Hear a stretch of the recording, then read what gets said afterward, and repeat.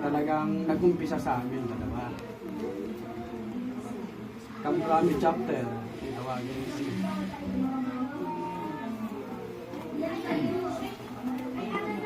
Kami ang nagdala ng garden sa silangan dahil siyang nagyaya sa akin nung panahon na yon. Kasama kami sa trabaho sa project ko. Dati na siyang police upline. Sabi niya, Bal, nandito yung tiyo mo. Guardians, niyayaya tayo. Anong guardians? Brotherhood daw ito. Come from chapter. Maganda. O sige. Dahil sa kanya, naging ganap na guardians tayo bilang isang bayaw, kapatid, isa ng tawag namin, bro. Walang matanda, walang bata, pagdating sa guardians. Excited. Dahil siya nanggaling na rin sa Kamprami bilang uplines. Ako, bilang baguhan, Kunin mo yun na kay ate, video. mas bata, nainggan nyo rin. Hindi namin alam kung ano ang guardians. Yung pala, parang military training. Kamprami, meeting. Sabi nga, yung sinasabi ko sa inyo, ng brotherhood, kahit bago lang, matagal mo nang nakakasama pagka nakikita mo na isang beses. Yun. Dinala kami sa Cavite, hindi alam ng pamilya, kahit aywan ko sinso kung alam niya, na papasok kami sa guardians. Mahirap.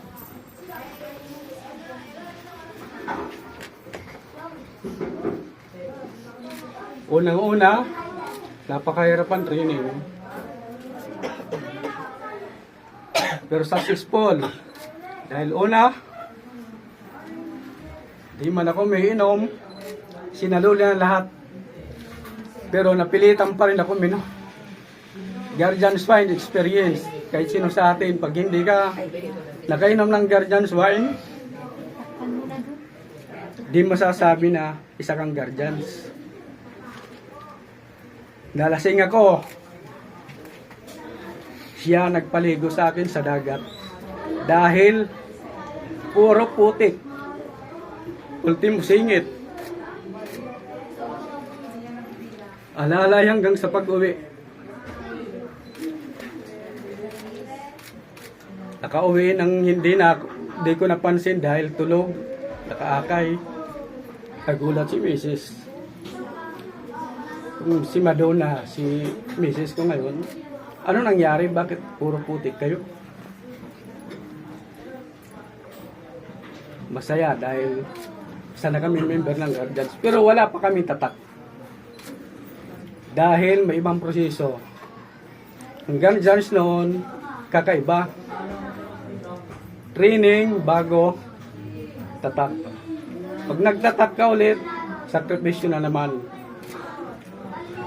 Alam mo yan, bro,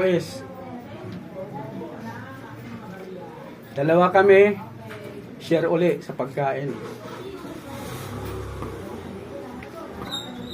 Ilan kami, may taga Malacanang, may taga Custom, kanya-kanya kami dalang pagkain.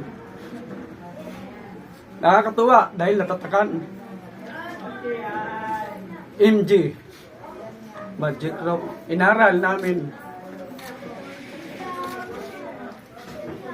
Ako ang unang naging RMJ, binigay niya sa akin ang karapatan maging unang RMJ. Dahil ako ang una, lagi akong pinapadala kung saan sa nasyonal. Nagpaubaya siya sa akin dahil mas nakakaano daw ako sa kanya. Mas masipag, sabi nga. Pero dito sa organization, walang sipag kung talagang kakayanin pag ginusto mo. Lumipat tayo ng ibang pangsyon dahil ayaw natin ang pamunuan.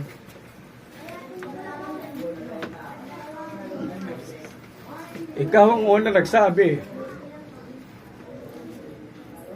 Magtayo tayo ang guardians ng silangan. Ito ngayon, silangan guardians, success po tayo.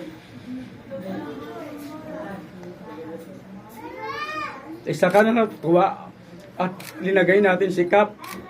Dahil akong gusto mo maging chairman, ayoko dahil mas may dating pag si Kap Kara. Sabi mo, mas may karapatan ka kasi mas malalim ang kaalaman mo sa guardians. Bilang paggalang sa ating Supremo na isang kapitan, doon ko binigay. Nilakad ko lahat. Hindi ka nagpaubaya ka rin na hindi ka maging incorporator dahil kulang ka ng ID. Pero saludo ako sa iyo dahil lahat pinaubaya mo sa akin. Ngayon, siguro sana masaya ka na nabuo kami, ito tayo, na nawala tayo sa isang function na ayaw mo, na ikaw una nagsabi na humiwalay tayo. Kahit ka mag-anak ko yun.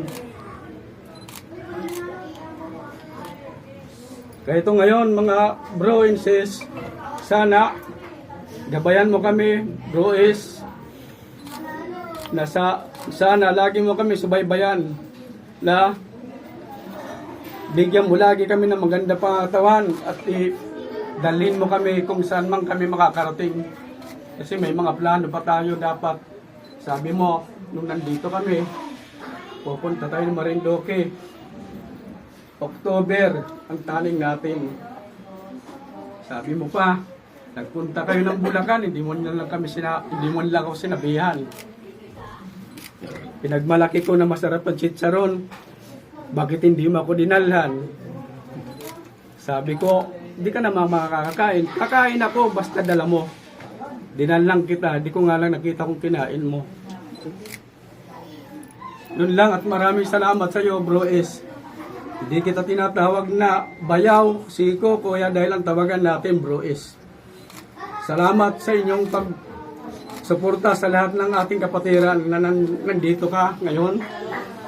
Na masaya ka sana hanggang sa huli. Hanggang sa huling patak ng dugo ng mga guardians. Sabi mo, lalaban tayo, lalaban.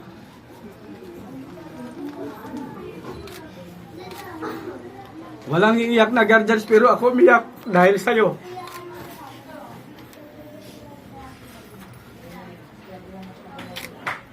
Salamat. So, salamat din, so. Okay, salamat. Sak. So,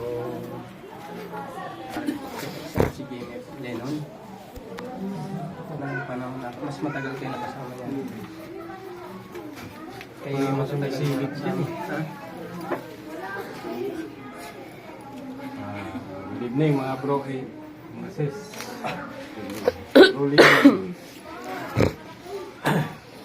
Sabi ko lang, ayun, nasa Egypt ko na sila. Kami ni bro, tagal namin magkasama. At ng lakad, puntang Bicol, kahit kami dalawa lang, magbabay kami. Puntang Timberland, kung saan magluto siya, kasama ko. Maraming payo sa akin to na binitawan. Kaya lang, diba sa matanda siya sa akin, hindi ko naman siya pwedeng pagsabihan ng pero pabiro yung sabihan ko siya. Lagi kami nagbibiroan yan. Kaya nung bago siya namatay, hinaanan ko pa dyan, pininahan ko pa ng motor ko. Bro, kumain ka, baka mamatay ka. Tingin lang siya sa akin, hindi na mahirap na magsalita. Sabi lang niya sa akin, hindi ko na kaya eh. Ganun lang. Kinagabihan, umagahan pala, madaling araw. Kasi dinala pa siya sa hospital. Kaya bro, maraming salamat. Marami akong natutunan sa'yo. Higit sa lahat, mag-aana ko yung asawa mo. Kaya tayo laging nagbibiruan. Masasabi ko sa iyo, sana maligaya ka dyan sa iyong sinalalagyan. Napupuntahan pa kahit man sa langit o kung saan man. Gabayan mo kami mga kabro. Huwag kang makakalimot sa amin. Yun lang at mag-iingat din kami. So, ako po, please, ako rin, magbibigay din po ako ng aking memories na nakasama ko ang aking kapatid na sa balikat na si Doris. During na napasok ako sa guardians, kasi kami yung naunang kinargahan dito nung panahon na yun, sila yung mga na-pioneer. Siya yung laging nagbumubulong sa akin yan, lingid sa kaalaman ng lahat yan. Lagi niya ako binubulungan. Sige, go pa lang. Ganon siya ka-supportive talaga pagdating sa kapatiran. Yung isa sa naranasan ko. Kaya nga ito, ang hirap sabihin yung salitang paalam. Napakasakit na words, paalam. Kasi ito yung panahon na kung saan huli na natin siyang makakasama, huli na natin siyang makikita. Pero hindi ibig sabihin yun ay mawawalaan siya. Ang nawala lang sa kanya ay yung physical niya, katawan. Pero yung kanyang mga alaala, yung kanyang mga memories na meron na masasaya, mananatili yan sa puso, sa isip natin bilang mga kapatid, higit sa mga mahal sa buhay ko is. Siya yung parang kuya ko na yan, kuya ko, tito ko na rin yan, palingit ko sa inyong kaalaman, yung asawa ko po is pamangkin niya. Kaya tito ko na rin po siya. Tito, kuya, bro, ano mang tawag ko sa iyo.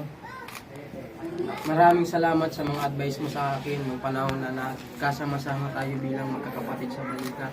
Siya talaga yung nagpupo sa akin noon. Sabi niya nga, nung ako naging sekretary kasi agad ako noon, nung panahon ng natin, una-una. Lagi niyang binubulong sa akin yan, ikaw na humawak ng pagiging president, kaya mo yan. Sabi niya, laging ganun ang ano niya, advice niya sa akin. Kaya, kumbaga, minimotivate niya talaga ako. Sa kanya rin ako talaga at sa mga iba pang partner. Sa kanila ako humugot ng lakas. Dati kasi noon una, hindi talaga ako ganito. Hindi ako, alok ako sa tao, mahihayin ako. Hindi ako sanay na makipag-usap sa marami. Ang routine ng buhay ko noon, trabaho, bahay. Pero dahil din siya si Bro Ace ang nag-motivate sa akin para maging malakas ang loob ko. Na paano ako makipag-usap sa tao, paano ako humarap sa maraming tao. Siya yung nagbigay sa akin ng lakas, isa siya. Kaya yun ang magiging na-share ko. Kaya bro, ano man siguro nangyari sa mga nagdaang panahon, pero mas pinatibay tayo na doon nasukat yung pagiging tibay ng kapatiran natin. At isa ka sa naging pundasyon noon. Salamat sa iyo. Salamat sa mga alaala. Salamat sa mga advice. At paalam sa iyo, kapatid. Tito, bro, salamat. So, yun lang po. So, sino po ang susunod na magsasalita para kay Bro Ace?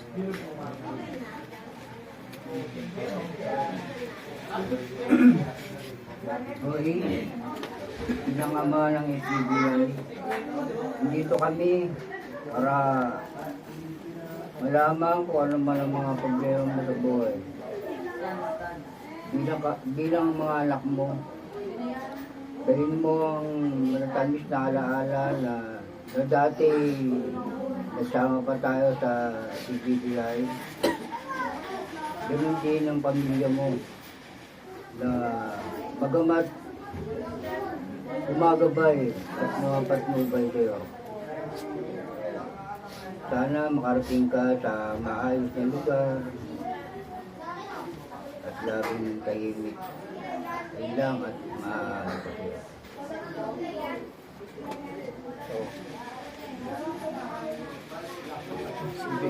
Bibigyan po natin ng pagkakataon ng salita din yung nakasama niya sa trabaho. At the same time po, isa rin siya sa kapatid sa balikat ng ating mga kapatid.